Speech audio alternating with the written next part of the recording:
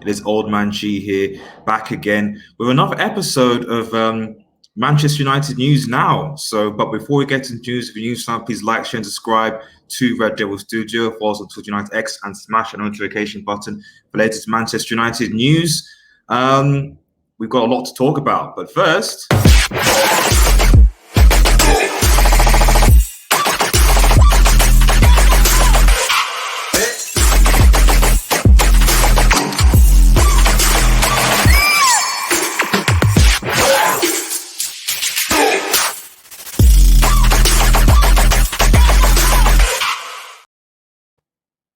That's our intro.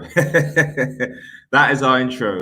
So hopefully everyone liked that. We'll be doing that. We're praying that in front of pretty much every video coming forth. But anyway, let me get into the news now, guys. I'm late with a lot of this stuff. I took a nice hiatus from the channel for I need a bit of a break, just to rest, etc. And obviously the season's over. Europa League next week. We might be covering some of those games. Probably not the last game, to be honest. But let's be real, it's through. But we might. I don't know. However. There is obviously been a lot of news going around Manchester United and around the club, and I thought it'd be just best to just look at the key things that I've seen in the last few days, last week. That'd be good to just discuss and share.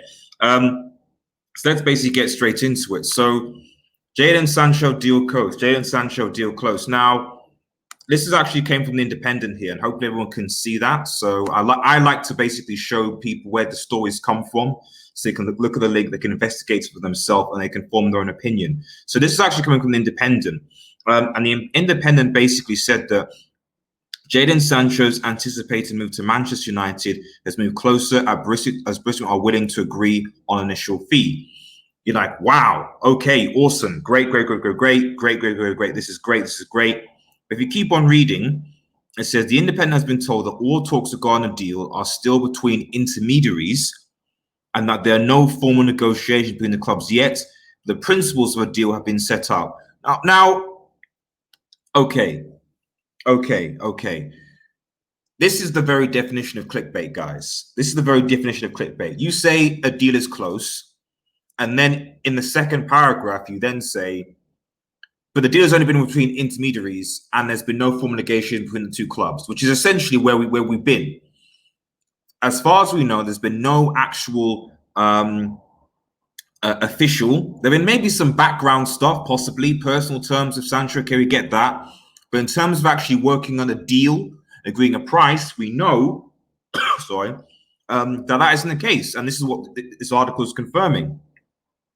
I'll bet with the clickbaity headline. Dortmund will accept initial 6 million bid for a package that ultimately rises to over 100 million, although there's still distance regarding the pay plan thereafter and how much that will be. In typical Manchester United fashion, I mean, it sounds like Manchester United. Initial fee 60 million, and then add on 30 million. So they would say, right, okay, yeah, we'll pay 60 million, and then we'll give you 40 million in add-ons depending on what happens.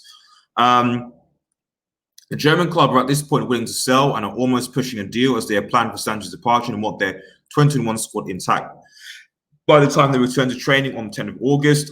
As such, Dortmund do not want a long-running saga, so willing to compromise, which is fair enough. But we know United, I mean, the 10th of August is not that long ago, not away. The 10th of August is what? It's next week, isn't it? It's next week, isn't it? First, second, third, fourth, fifth, sixth, seventh, eighth, ninth. Sorry, not next month, but the following Monday. So, if this is to believe, we need to be in the process of signing Jadon Sancho by next week. But watch this space. And then it goes on to finish. The England International United's made some target, although they are looking at sensible midfielder with a sales budget and a centre half. See, a lot. This sounds like I'm not gonna go on it, but like, when you've done this for as long as I have, you kind of realize that there is a lot of how can I say it, transfer clickbaity stuff. We're back. Do I think that United will get Jadon Sancho? Yes. Do I think the deal is close? We'll see. I don't think so right now. I think that we're in a situation that we were in with Bruno Fernandes, which is that United have to meet the valuation of Jadon Sancho for Dortmund. And right now, United don't want to meet the valuation, especially because of the current global circumstance that we're in. That's effect on United and Dortmund. but also that United, they don't want, we've seen, especially with the Bruno deal, how they'll give an initial transfer fee of 60 million, thing, whatever, and then try and give the rest and add-ons, like, Sancho to win the Ballon d'Or, you get a 10 million, or Sancho to win the Champions League and a win, etc. And that can definitely happen, So is it close? No. So I guess this title is misleading, but I do believe that Manchester United will get Jadon Sancho. Let me know what you think in the comments, guys. Do you think that Manchester United will sign Jadon Sancho? So there'll be a lot of videos coming to this channel, whether it's close or not, etc. Just like there was with Bruno Fernandes, because we're in the transfer window is officially open. Let me know if you think that we should sign someone else. But yeah, speaking of signings, let's move on to the next person here. Raul Jimenez. Raul Jimenez on his way. So this news was actually reported, I think it was actually from a Portuguese outlet, and it was been carried by a lot of news articles, news journalists all around the show here. And Raul Jimenez on his way. So there you go. It's coming from, this is Metro, but it's not just the Metro supporters, it's a few other places. Oh, ads. Anyway, let's get rid of that. Did that work?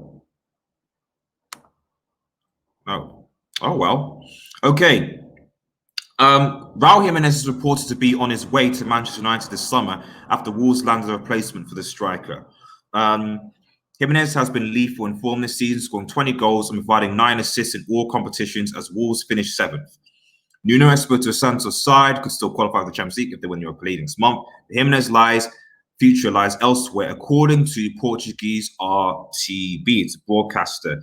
It's claimed the Mexican will complete runs to Old Trafford, and the Wolves have signed his replacement, Paulinho. And they claim that Paulinho will move to Monu for 27 million, a transfer orchestrated by super agent Jimenez. And they go and talk about, and they say Ole Gunnar's determined to add to his attack this summer, with jadon Sancho thought to be their top transfer target.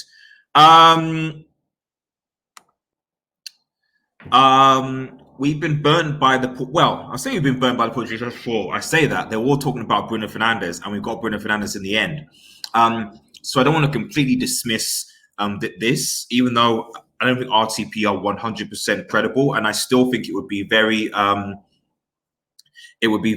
strange, in my opinion. I think, especially with the extension of Odion Ighalo's contract, I think it would be. They don't mention a fee, but I'd be very surprised if United are going to want to pay 72 million for a striker who's about 29, approaching 30. I think Raul Jimenez. That's a bit. He's good. He's good. Don't get me wrong. I would take him. I would certainly take Raul Jimenez for maybe 40, maybe 50 million. Absolutely, especially given the fact that once Ighalo goes in January, we have no striker backup. Unless Ole Gunnar Solskjaer is wanting to use Mason Greenwood or trying to nurture Mason Greenwood to fill that role. I don't know. But like I said, I would welcome Raul Jimenez at the club. I think he's been fantastic for Wolves. I think he's definitely a type of striker that we kind of need. It gives something a bit different in terms of goal threat sort of striker, not just kind of inside forward. We have a lot of inside forwards, but I don't think we have any proper central strikers at the club, in my opinion. Martial can play that role somewhat best than probably all the front three currently, but I still think he's better as an inside forward. Is there any truth into this? I'm not 100% sure, if I'm perfectly honest. I think that I think there was an article paper even this morning. This is Friday morning actually that I think it was Juventus are wanting to bid for him as well. So I don't see Manchester United spending 72 million, which is probably what's going to cost, maybe 60 for Raul Jimenez, given his age, the selling value, etc. Given what's happened, I think this issue with Sanchez. We're going to speak about Sanchez in a second.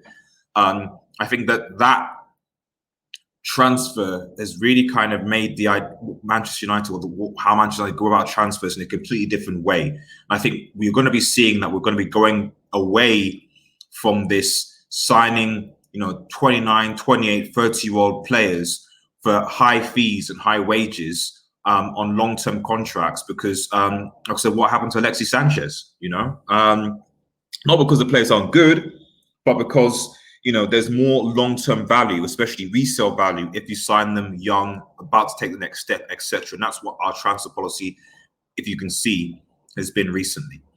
So Raul Jimenez on his way? I don't think so. Right. Sanchez staying at Inter. Is Alexi Sanchez staying at Inter? So speaking of Alexi Sanchez, who Ole Gunnar Solskjaer clearly doesn't want. This is coming from the BBC. But this has been reported. Actually, Inter have had a £50 million bid from Manchester United. Had a £50 million bid from Inter. Obviously, they've rejected that bid. This article says Inter Milan wants to sign Manchester United for Alexi on a permanent deal. They say he's impressed during his loan spell, scoring his third goal in 8 games, because obviously he's been injured for quite a bit. Sanchez was involved again on Tuesday night against Napoli into 2-0 win.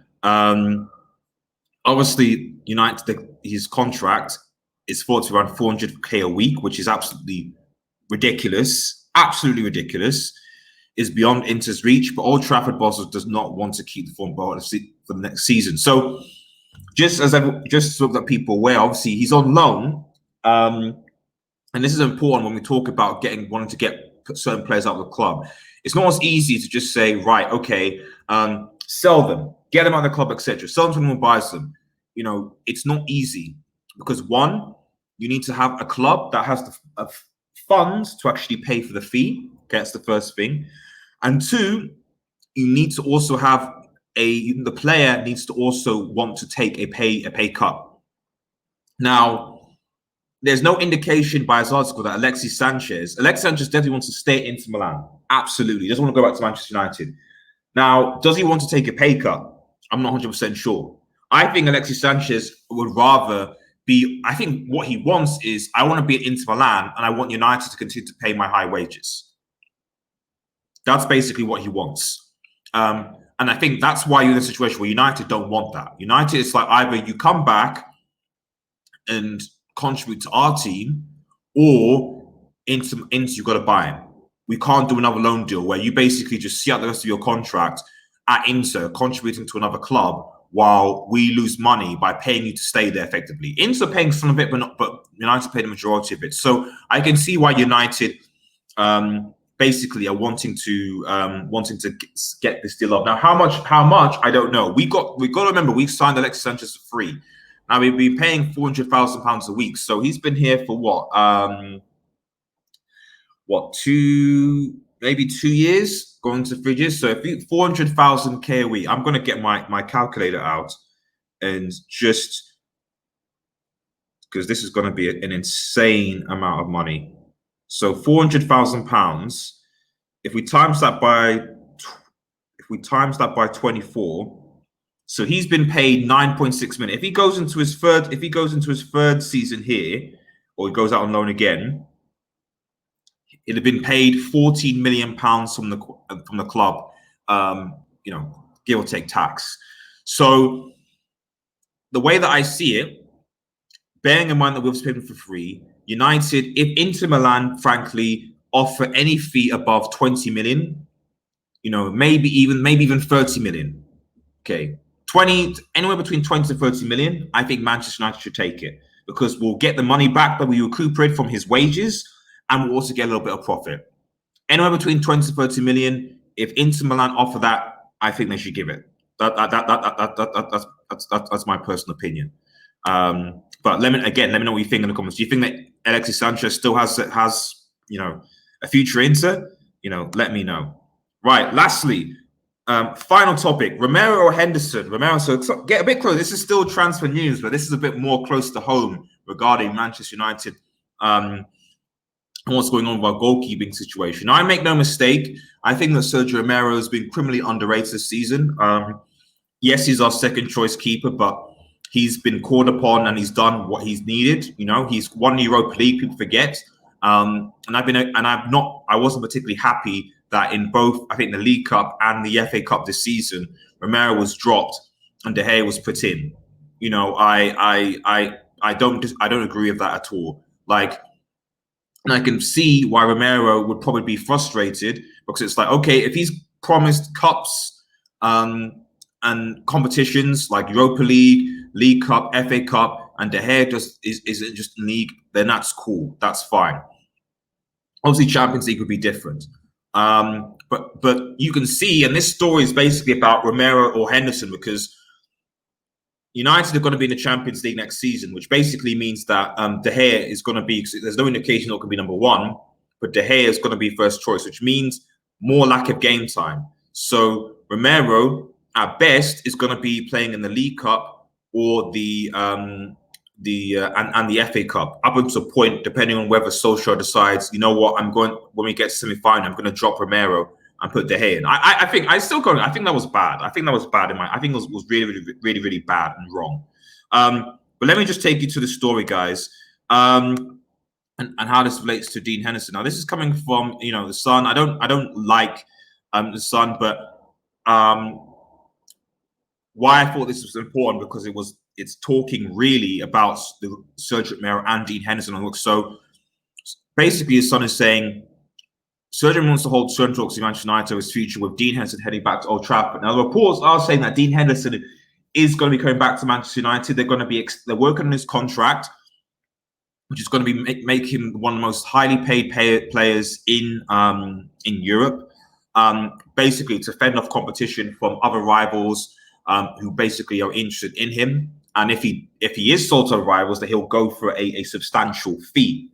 Because I think Dean Henderson and Romero have a similar time left on their contracts. I think maybe Henderson has one more year.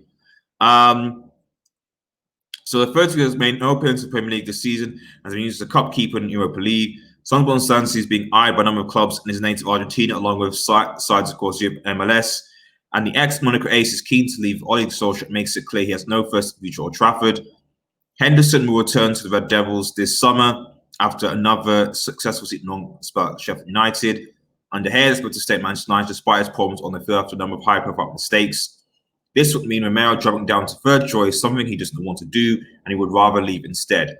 And the goalkeeper reps United Chiefs are down to sit down and discuss future, whether it is with them ahead of the transfer window opening.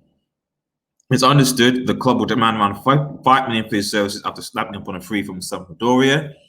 And then obviously earlier this year, Lee Grant signed a new one-year deal United to keep him there until the end of the 2021 campaign.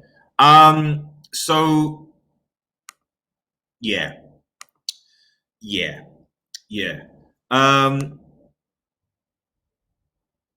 Shouts out, yeah.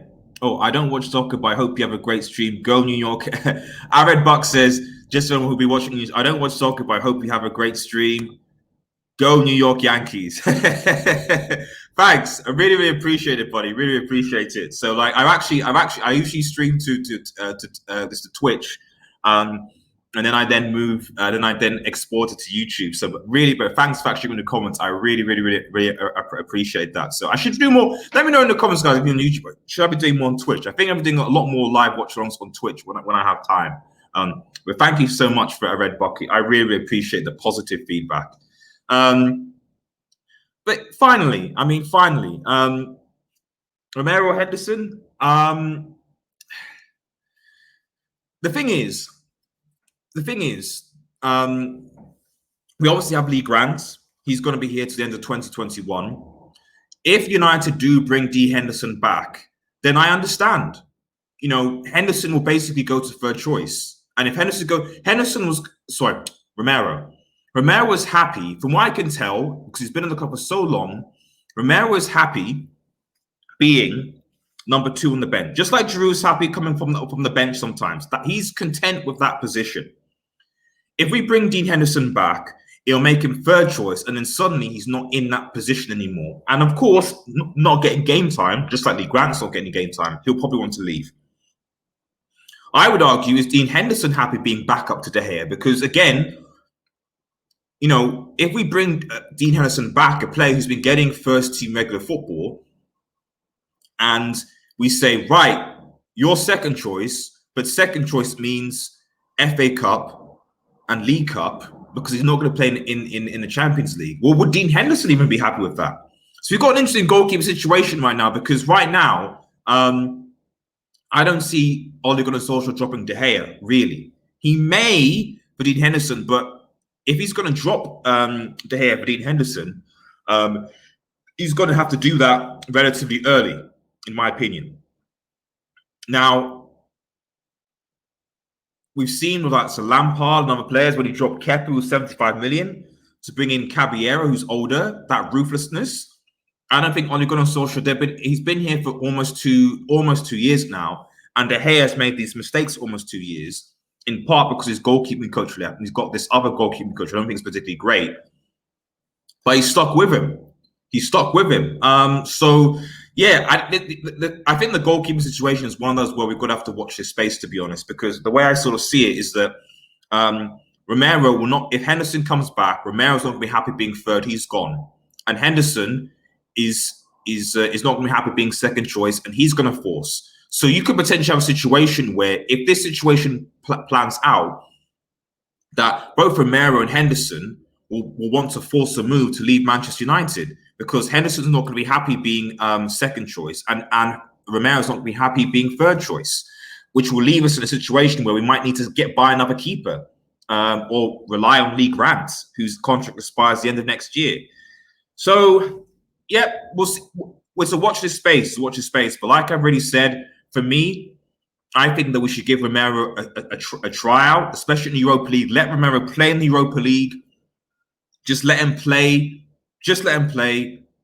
Give De Gea rest. I don't want to see De Gea playing in the Europa League at all. See how it goes. Extend Henderson's loan so he can go back to Sheffield United and get first team football.